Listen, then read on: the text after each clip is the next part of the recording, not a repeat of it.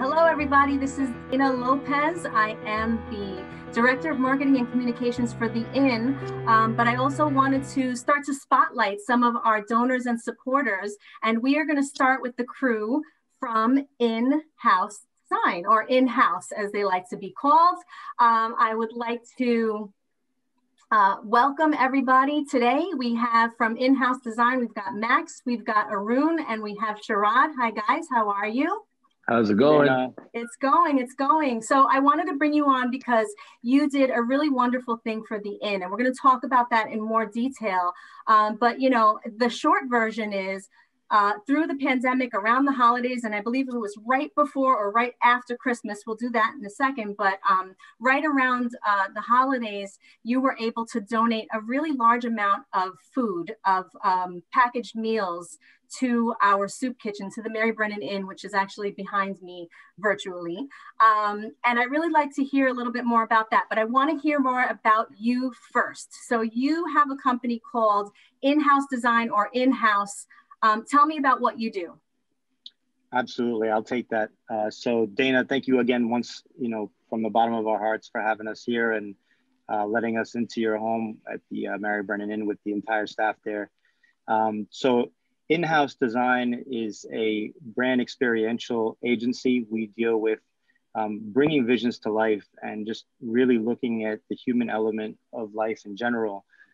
We always pride ourselves in, making an elevated experience. And part of that doesn't just mean a party, it could also mean things that go on during the party or after the party. So we are super happy to be able to speak with you.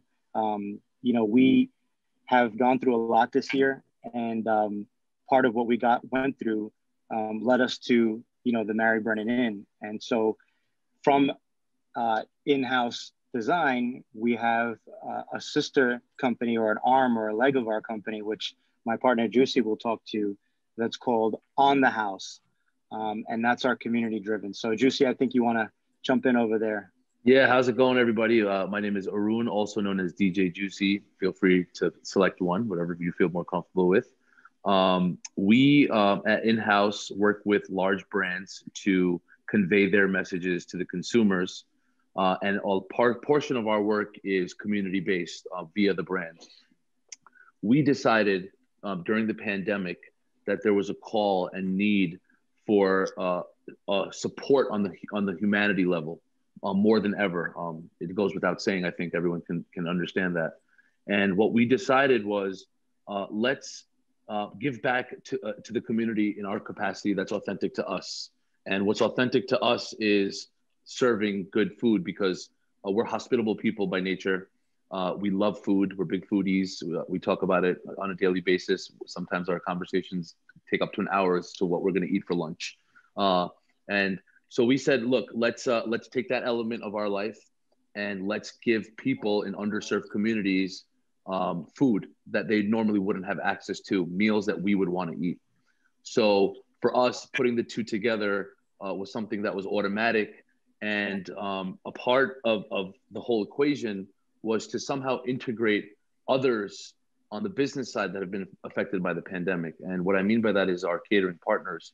All of them are either minority, Black, or women-owned businesses that were affected during the pandemic. So we felt the need to give back to them as well, because they were in a tough position. So it was a very intentional, full circle thing that was thought out by us. And we had an amazing support system throughout that allowed us to bring this vision to life. And that's how we were able to come to the inn and provide those meals to the people that actually needed it. That's amazing. I love that. I think that the focus on, not only people that need food in our community, as in the guests that we serve from the inn, but also the businesses that are struggling because of this pandemic. I mean, everybody's struggling in some way, shape, or form. Everybody has been affected by this in the last year. So you touched on coming to the inn. So Sharad, I'm going to pass it over to you. How did I know that you kind of developed? You were already doing philanthropic work in the community. But I guess it sort of like escalated once the pandemic hit, and somehow you came across the Inn and what we do. So why don't you talk a little bit about how that came to be and how you developed this relationship with us in order to make this wonderful donation? Absolutely. First of all, we love your facility. We've been there a couple of times now, and it's interesting how we found you guys, and it's a great story in our company history. But 2 years ago, I had this idea, and I told my entire team, "Hey guys, every year we have a huge holiday party, and we spend all this money on this holiday party to celebrate ourselves. Let's take that budget and not have a holiday party. And instead of holiday party, let's take the budget that we were going to use for the holiday party and provide meals and additional support to the Mary Brennan Inn." And we found the Mary Brennan Inn by doing extensive research, and we happen to live in the same town. So we're all town of Hempstead residents, but we live on the side of Hempstead, which is East Meadow, which is so different than just a few miles away. And I've always seen the need in Hempstead. I drive through Hempstead every day. I've always seen the disparity and the difference between a 1 mile difference, right? So I've always wanted to give back in Hempstead, and it made complete sense to partner and take our funds over there and take our energy over there. Bottom line is, when I asked our entire team to forego this holiday party and do a nice meal give back to the Mary Brennan Inn, my entire team said, "No way, we're having a holiday party." And then I said, "All right, well, I'm going to do it anyway, right? As a leader, I have to lead by example."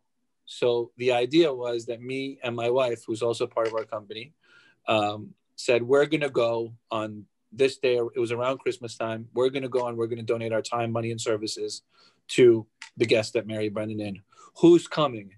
And everyone's like, "Well, we'll come. Cool." Fast forward now, it's Christmas time. I have a full family at my house as well. 20 people staying at my house. 3 days before, I said, "Hey guys, so-and-so date, this is what we're doing. Who's coming?" Everyone's like, me. Everyone's like, "Oh yeah, community, oh help, yes, we're down." Guess what happens the day we're supposed to go? Who goes? Who shows up, Dana? You and your wife? That's it. Oh. Me and my wife. But we came, and we had a great time there. I worked in the store downstairs. I'm huge into footwear and fashion and stuff like that. So I'm looking at the clothes. I'm like, wow, Polo, wow, Gucci, wow, Nike, cool. We're giving all this stuff away. It's amazing. And then, we went into the kitchen and we served meals. So I got to see the whole experience. I also talked to so many of the guests there. And we just had a good time. So when picking out Mary Brennan Inn for the future, for this particular project, it was almost a no-brainer, because we didn't even have to do a vetting process. We had been there as actual volunteers. So it just made complete sense for us to be there. When we ended up building On the House, it was built for New York City. The program of On the House was built to serve meals in the boroughs. We had worked with a bunch of different partners along with Mary Brennan Inn. NYC Relief is a huge partner of ours. They serve meals in Chelsea, the LES, Lower East Side, 14th Street, the Bronx, Harlem. Our Children is another partner of ours. We do specific work in Queens. Being that this team is all from Long Island and we live in Long Island, we felt it was only right that towards the end of our program, the tail end of our program, our partnership with Mary Brennan Inn would be the last day of our 10,000 meals program.